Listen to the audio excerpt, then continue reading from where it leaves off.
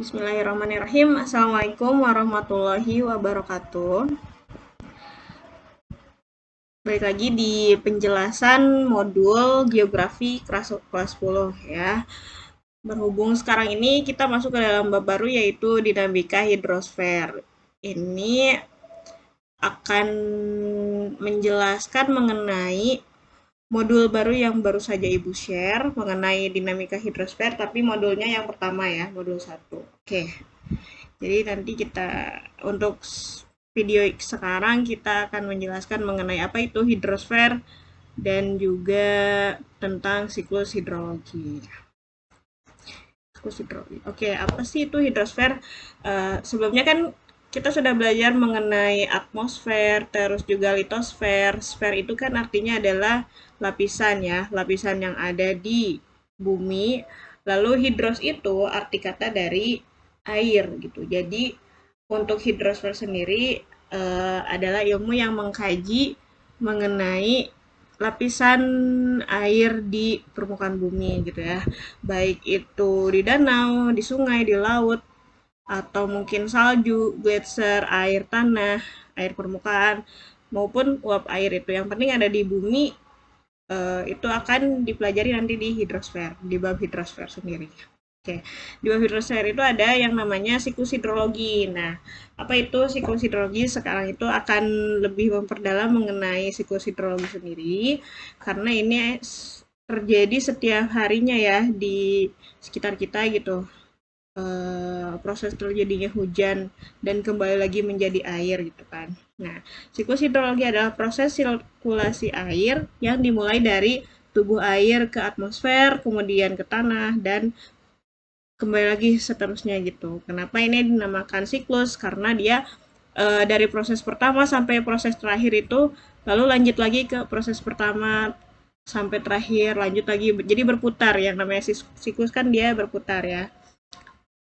Terus menerus akan terjadi gitu. Oke, seperti apa siklus hidrologi ini? Nah, ini adalah tahapannya ya.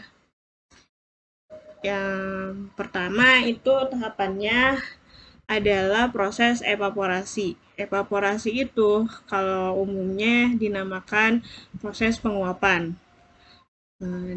Jadi penguapan air yang ada di permukaan bumi, baik itu ini di sungai, danau, atau misalkan air yang di laut, atau di situ, apa segala macam gitu ya, seluruh permukaan air di bumi itu akan menguap karena adanya penyinaran matahari. Ya, dia akan menguap, lalu selain penguapan air yang ada di permukaan bumi, ada juga penguapan air dari tumbuhan atau dari hewan, dari makhluk hidup, yang itu dinamakan transpirasi.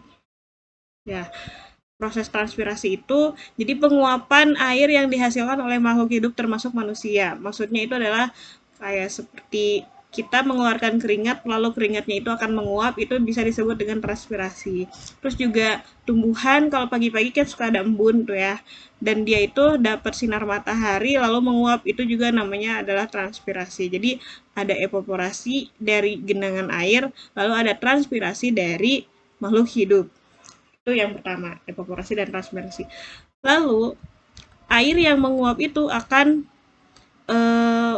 ke atas, ke ketinggian yang lebih tinggi gitu, permukaan yang lebih tinggi, dia akan teriup ke atas, dan proses ini disebut dengan kondensasi. Menaiknya titik-titik air yang menguap ke atas gitu. Lalu saat kondensasi, titik-titik air tersebut akan mengumpul dan membentuk awan. Ini ada awannya. Lalu ketika sudah terjadi awan, awannya berkumpul lalu mencapai titik jenuh. Titik jenuh itu jadi sudah kumpul banyak, airnya sudah terlalu berat, maka awan-awan tersebut akan mengalami proses selanjutnya, yaitu presipitasi. Presipitasi itu apa? Yang biasa kita sebut dengan hujan. Nah, hujan itu adalah dari awan kan yang jenuh, lalu dia menurunkan titik-titik air kembali ke permukaan bumi yang dinamakan presipitasi.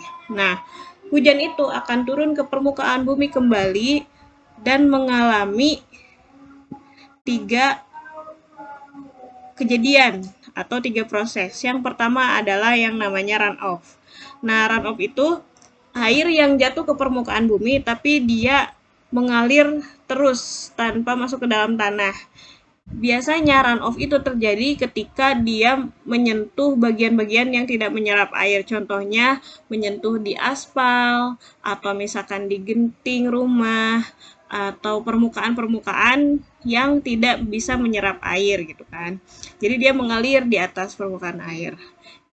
Nah, ketika dia mengalir di atas, ada juga nih air yang menyerap ke dalam tanah. Itu disebutnya adalah infiltrasi. Biasanya kalau infiltrasi itu air yang menyentuh ke tanah dia terserap, menyentuh ke bagian perkebunan dia terserap ke dalam tanah. Lalu juga ke ladang atau misalkan di gunung-gunung itu dia akan mengalami infiltrasi atau merembes ke dalam tanah gitu. Nah, setelah infiltrasi, air yang ada di dalam tanah ini kan pasti disebutnya adalah air tanah kan. Nah, selanjutnya setelah di dalam tanah kan dia mengumpul nih, akan merembes ke bagian samping-samping tanah tersebut, karena kan nggak bisa berkumpul di satu titik kan, akan menyebar ke bagian seluruh dalam tanah dan membentuk aliran-aliran tertentu gitu, aliran air di bawah tanah.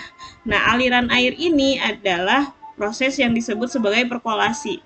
Jadi, air yang sudah meresap ke dalam tanah dan dia menyebar ke samping-samping ke seluruh eh, rembesan-rembesan tanah tersebut dan membentuk aliran. Itu adalah perkolasi. Jadi, aliran air tanah yang ada di bawah tanah itu namanya adalah perkolasi, mengalami perkolasi, sehingga sumber air itu akan menyebar tidak hanya di satu titik. Jadi, di beberapa titik itu akan bisa dibuat sumur-sumur air resapan, air tanah yang bisa diminum kembali. Nah, setelah itu untuk runoff sendiri, karena dia mengalirnya di permukaan tanah, dia kan akan mencari daerah yang lebih rendah, lalu berkumpulnya nanti di apa, di sungai atau di danau, atau mungkin bisa juga kembali ke laut.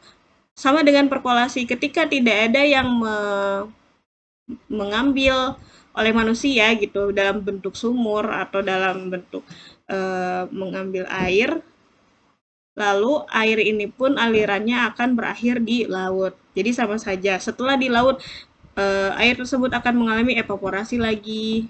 Evaporasi lagi. Kalau misalkan diminum oleh manusia akan mengalami transpirasi lagi. Lalu berputar selanjutnya mengalami kondensasi lagi, presipitasi dan kembali lagi. Seperti itu maksud dari siklus itu sendiri. Oke. Nah, begitu penjelasan mengenai siklus hidrologi. Semoga kalian bisa jelas untuk pekan ini. Tugasnya adalah silakan gambar ilustrasi siklus hidrologi di kertas, nanti di scan masing-masing dan scannya itu dikumpulkan ke perwakilan, dibikin satu file PDF per kelas. Jadi satu kelas itu ada berisi file gambar-gambar nama karya kalian gitu, gambar kalian membuat siklus hidrologi. Jangan lupa di kertasnya ada nama dan kelasnya. Seperti tugas di yang lapisan atmosfer gitu. Terima kasih untuk kali ini atas perhatiannya. Assalamualaikum warahmatullahi wabarakatuh.